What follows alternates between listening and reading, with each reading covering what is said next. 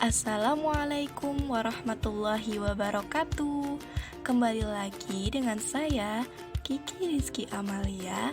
Kali ini kita akan membahas materi mengenai akhlak terpuji kepada Allah Subhanahu wa Ta'ala. Di video sebelumnya kita sudah membahas mengenai tobat. Sekarang ini yang akan kita bahas yaitu ada 3. Yang pertama taat, yang kedua istiqomah, yang ketiga yaitu ikhlas. Simak terus ya videonya sampai akhir. Materi yang pertama mengenai taat. Apa sih itu taat? Taat berasal dari bahasa Arab yaitu to'a ya to'u tau'an to'atan yang berarti tunduk, patuh, dan setia kepada si fulan. Sedangkan taat secara istilah adalah sikap tunduk, patuh, dan setia kepada Allah Subhanahu wa Ta'ala dan Rasul-Nya, baik dalam bentuk pelaksanaan perintah maupun meninggalkan larangannya. Taat termasuk perkara yang diwajibkan dalam Islam. Seorang mukmin adalah orang yang setia dan taat kepada Allah dan Rasul-Nya.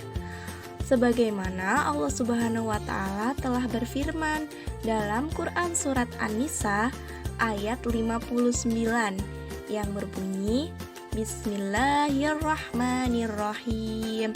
Ya ayyuhalladzina amanu ati'ullaha wa ati'ur rasula wa ulil amri minkum. Yang artinya, wahai orang-orang yang beriman, taatilah Allah dan taatilah Rasul Muhammad dan ulil amri, pemegang kekuasaan di antara kamu. Ayat tersebut berisi tentang perintah agar setiap mukmin atau orang yang beriman taat kepada hukum Allah, Rasul, dan ulil amri atau pemimpin selama pemimpin tersebut itu berpegang teguh kepada kitab Allah dan Rasul-Nya. Lalu yang kemudian yaitu sikap membiasakan diri taat kepada Allah dan Rasul-Nya. Yang pertama, segera mempersiapkan diri untuk sholat apabila sudah tiba waktunya. Yang kedua, melatih diri untuk disiplin dalam berbagai hal, termasuk juga dalam bekerja, belajar, dan mengerjakan tugas sekolah bagi siswa. Yang ketiga, selalu disiplin dalam mengikuti tata tertib sekolah, baik yang dilihat guru maupun tidak. Dan yang terakhir, senantiasa menjaga diri agar tidak melakukan hal-hal yang dilarang oleh agama, walaupun sedang sendirian atau tidak ada orang lain yang melihat. Selanjutnya kita masuki materi yang kedua, yaitu istiqomah. Apa sih itu istiqomah? Istiqomah secara bahasa berasal dari kata istaqoma yastaqimu istiqomatan yang berarti tegak dan lurus.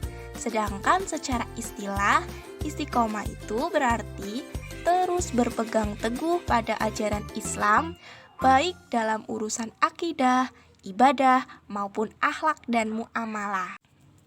Perintah untuk berbuat secara istiqomah terdapat pada Quran surat Fussilat ayat 30 yang berbunyi Bismillahirrahmanirrahim.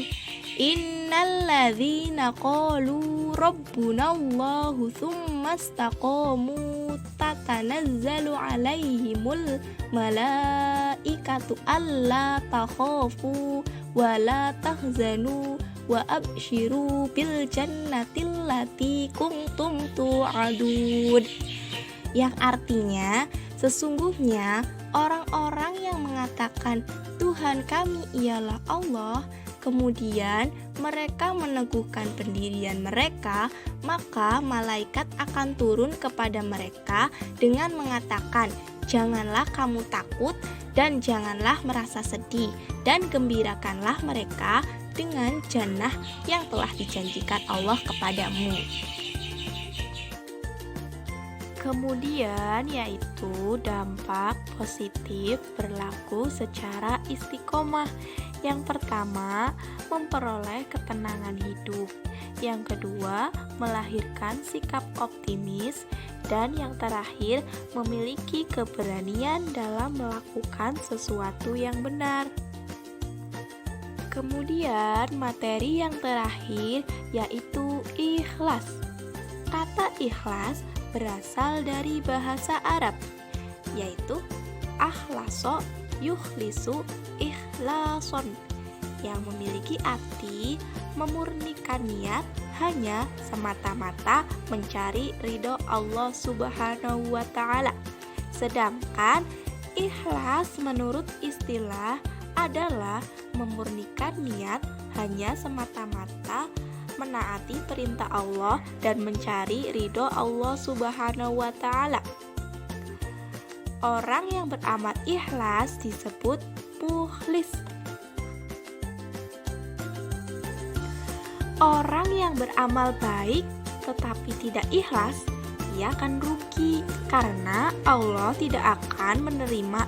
Selanjutnya yaitu membiasakan diri beramal secara ikhlas. Yang pertama, melatih diri agar tidak merasa bangga jika perbuatan baiknya dipuji orang.